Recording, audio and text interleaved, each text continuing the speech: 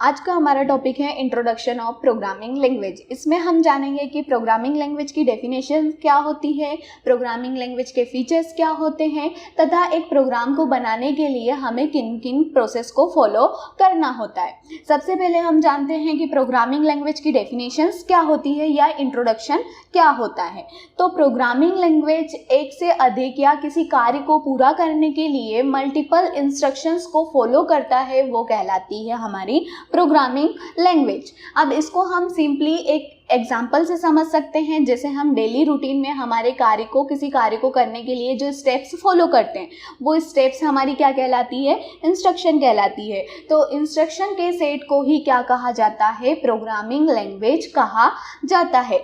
अगर एक मैं बेसिक डेफिनेशन देना चाहूँ तो प्रोग्रामिंग लैंग्वेज की डेफिनेशन हो सकती है, set of instruction is called a programming language. Programming language instruction के कोड्स को अपने पास रखती है और इंस्ट्रक्शन की कोड की कला ही क्या कहलाती है, प्रोग्रामिंग लैंग्वेज कहलाती है। इसी प्रकार प्रोग्रामिंग करने वाले या प्रोग्राम लिखने वाले व्यक्ति को क्या कहा जाता है, प्रोग्रामर कहा जाता है। चलिए अब हम जानते हैं फीचर्स ऑफ प्रोग्रामिंग लैंग्वेज। तो फीचर्स ऑफ प्रोग्रामिंग लैंग्वेज हमारे पास कौन कौन से हैं, हम देखते हैं। सबसे पहले होता है सिंपल, सेकेंड होता है मशीन इंडिपेंडेंट और पोर्टेबल, थर्ड होता है mid level programming language, fourth होता है स्ट्रक्चर्ड प्रोग्रामिंग लैंग्वेज, फिफ्थ होता है रिच लाइब्रेरीज, सिक्स्थ होता है मेमोरी मैनेजमेंट और सेवन्थ होता है फास्ट स्पीड, एट्थ होता है पॉइंटर्स, नाइन्थ होता है रिकर्जन और 10 होता है एक्सटेंसिबल। ये हमारे प्रोग्रामिंग लैंग्वेज के फीचर्स प्रोवाइडेड हैं।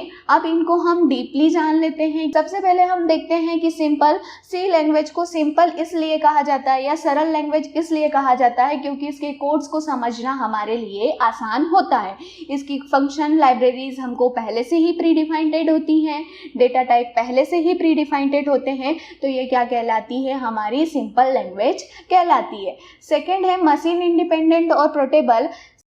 सी लैंग्वेज एक ऐसी लैंग्वेज है जिसके कोड्स को आसानी से किसी दूसरे कंप्यूटर सिस्टम या दूसरी मशीन पर एग्जीक्यूट किए जा सकते हैं, इसलिए सी की लैंग्वेज को क्या बोला जाता है, मशीन इंडिपेंडेंट और पोर्टेबल लैंग्वेज कहा जाता है। नेक्स्ट हमारा पॉइंट होता है मिड लेवल प्रोग्रामिंग लैंग्वेज या फिर middle level programming language. Mid level programming language कहने का तात्पर्य यह है कि सी जो है वो हाई लेवल और लो लेवल दोनों के कॉन्सेप्ट को फॉलो करती है, इसलिए सी लैंग्वेज को क्या कहा जाता है, मिडिल लेवल लैंग्वेज के नाम से भी जाना जाता है।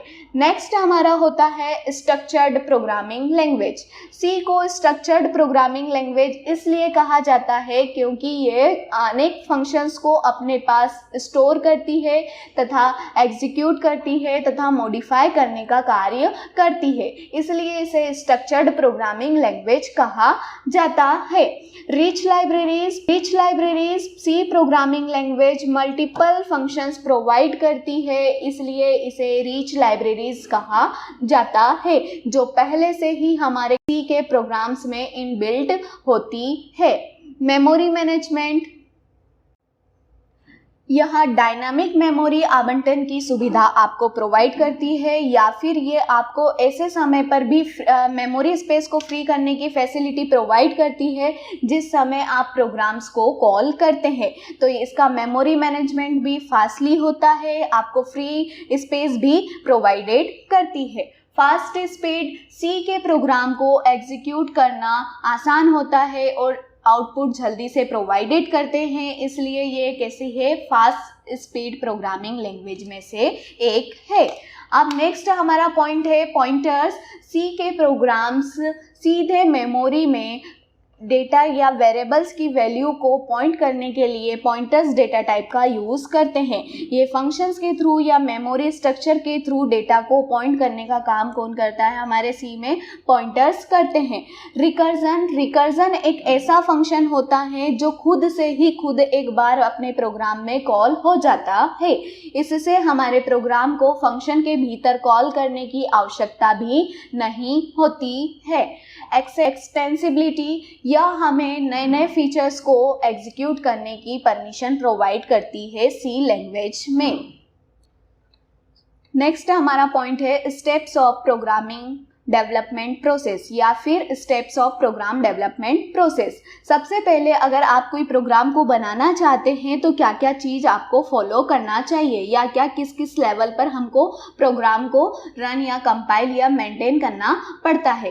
किसी भी प्रोग्राम डेवलपमेंट की प्रोसेस को अगर आपको फॉलो करना है तो सबसे पहले आपको क्या क्या चीज़ें माइंड में ध्यान रखना चाहिए। तो सबसे पहले हमको प्रोग्राम डेफिनेशंस देखना चाहिए, एनालिसिस करना चाहिए, डिज़ाइन करना चाहिए, वैलिडेशंस करना चाहिए, टेस्टिंग करना चाहिए, इम्प्लीमेंटेशंस करना चाहिए, डीबगिंग करना चाहिए, डॉक्यूमेंटेशंस करना चाहिए तथा मेंटेनेंस भी करना चाहिए। अब हम जानते हैं कि प्रोग्राम में प्रोग्राम डेफिनेशंस कैसे करना चाहिए अगर किसी प्रोग्राम को आप बनाना चाहते हो या प्रोग्राम डेवलपमेंट की प्रोसेस को फॉलो करना चाहते हो। तो सबसे पहले आपका पॉइंट आता है प्रोग्राम डेफिनेशंस। प्रोग्राम डेफिनेशंस हमारे लिए क्लियर होना आवश्यक है या फिर हमको यूज़र की रिक्वायरमेंट को जानना ज़रूरी है। अगर यूज़र की रिक्वायरमेंट हमें पता होगी तो उस आधार पर हम हमारे प्रोग्राम की डेफिनेशंस लिख सकते हैं। नेक्स्ट होता है एनालिसिस। इस लेवल पर आप प्रोग्राम की डेफिनेशंस को एल्गोरिदम या फिर डेटा स्ट्रक्चर के द्वारा एनालिसिस करते हैं। अगर आपको प्रोग्राम की डेफिनेशन क्लियर होगी तो आप उस चीज़ का विश्लेषण आसानी से कर सकते हैं तथा उसके लिए एक डेटा स्ट्रक्चर डेवलप कर सकते हैं। नेक्स्ट होता है हमारा डिज़ाइनिंग पार्ट। डिज़ाइनिंग पार्ट में आप अपने प्रोग्राम की कोडिंग लिखना स्टार्ट कर देते हैं। इसके पश्चात हमारा नेक्स्ट पॉइंट होता है वैलिडेशंस। वैलिडेशंस में आप चेक करते हैं कि आपने क्या क्या वैलिडिटी अप्लाई करी है अपने प्रोग्राम में तथा कौन से किस लिमिटेशंस पर आप अपने इनपुट को कितनी वैलिडिटी के अंदर इनपुट डाल सकते हैं तथा आउटपुट प्राप्त कर सकते हैं। ये हमारा पार्ट होता है वैलिडेशंस का। नेक्स्ट हमारा जो पॉइंट होता है इम्प्लीमेंटेशन। यह हमारे प्रोग्राम का सबसे मोस्ट लास्ट इम्पोर्टेंट पार्ट होता है इम्प्लीमेंटेशन।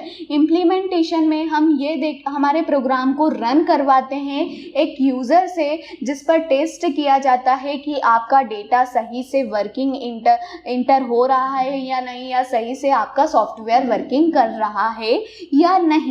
ये हमारा लास्ट प्रोग्राम डेवलपमेंट का पार्ट होता है। इम्प्लीमेंटेशंस में आपकी पूरी जितनी भी कोडिंग की गई है उतने पूरे पार्ट को क्या करा जाता है, यूटिलाइज किया जाता है। नेक्स्ट पॉइंट होता है हमारा डीबगिंग।